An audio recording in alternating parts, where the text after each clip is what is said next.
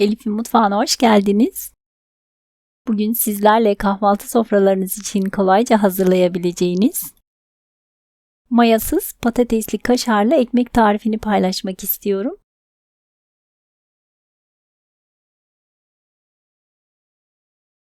Yoğurma kabına 1 çay bardağı soğuk sütü alalım.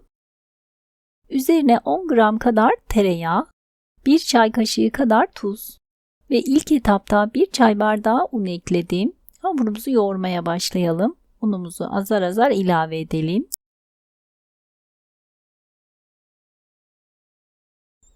Toplamda 2,5 çay bardağı un kullandım. Hamuru yaklaşık 5 dakika kadar iyice yoğuralım.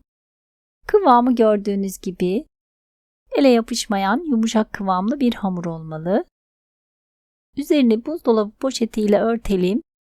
Yaklaşık yarım saat kadar dinlenmeye bırakalım.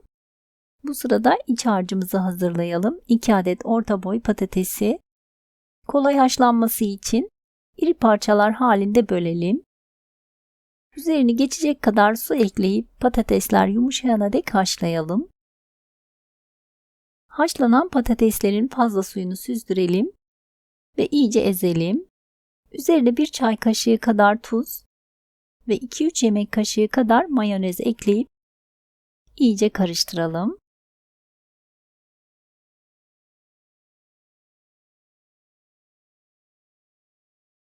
Ve dinlenen hamurumuzu tezgahın üzerine alalım.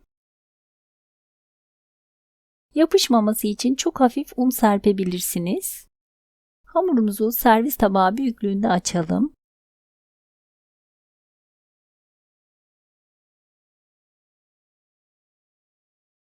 ...200 gram kadar rendelenmiş kaşar peynirinin yaklaşık yarısını hamurun üzerine yerleştirelim. Patatesli iç harcını da peynirin üzerine yerleştirelim. Kalan kaşar peyniriyle üzerini kaplayalım.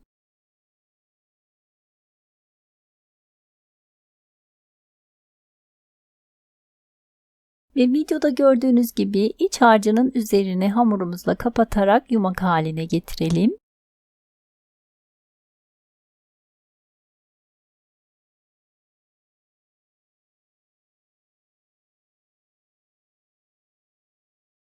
Tekrardan çok az un serperek hamurumuzu merdane ile veya elimizle bastırarak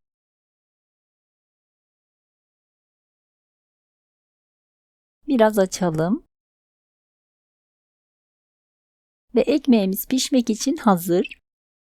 Tavaya yaklaşık 2 yemek kaşığı kadar sıvı yağını sürelim. Ve kızgın tavanın üzerine ekmeğimizi yerleştirelim.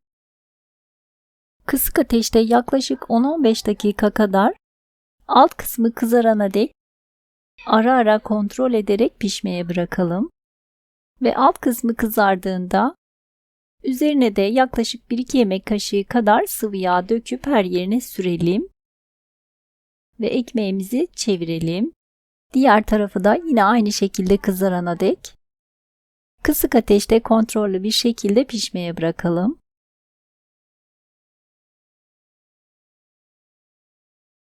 Ve gördüğünüz gibi diğer tarafı da gayet güzel bir şekilde kızardı.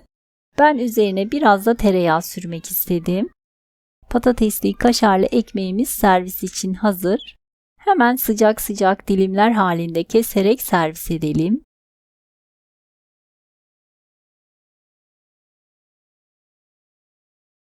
Umarım sizler de dener ve beğenirsiniz.